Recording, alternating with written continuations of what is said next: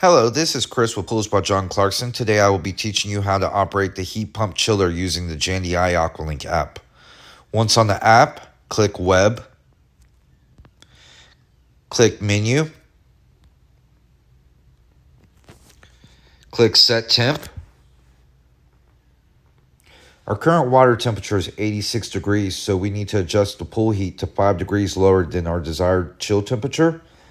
I want to chill the pool to 80, so we are going to click Pool Heat, adjust that to 75,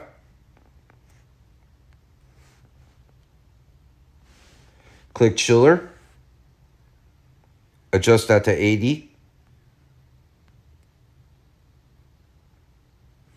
This will allow the automation to know we want to chill the pool and will send communication to the heat pump activating the reversing valve.